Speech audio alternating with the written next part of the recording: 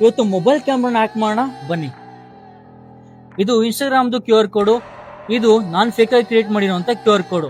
ಇದನ್ನು ಯಾರಿಗಾದ್ರೂ ಕಳ್ಸಿದ್ರೆ ಕ್ಲಿಕ್ ಮಾಡ್ತಾ ಅಂತ ಚೆಕ್ ಮಾಡೋಣ ಬನ್ನಿ. ರಾಜು, ಒಂದು ರೀಲ್ ಕಳ್ಸಿದೀನಿ, ಚೆಕ್ ಮಾಡು.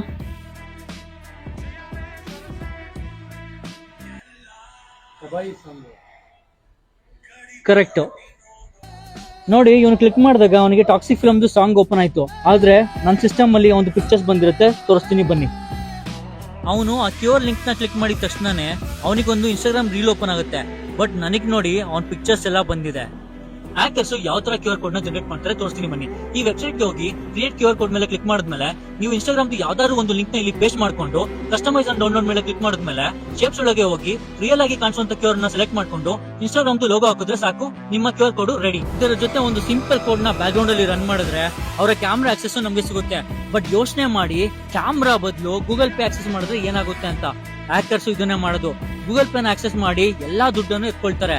ಅದಕ್ಕೆ ನೀವು ಯಾವುದೇ QR ಕೋಡ್ ನ ಸ್ಕ್ಯಾನ್ ಮಾಡೋಕ್ಕಿಂತ ಮುಂಚೆ ಹುಷಾರಾಗಿರಿ. ನಿಮಗೆ ಈ ವೆಬ್ಸೈಟ್ ನ ಲಿಂಕ್ ಬೇಕಂತಂದ್ರೆ ಲಿಂಕ್ ಅಂತ ಕಮೆಂಟ್ ಹಾಕಿ.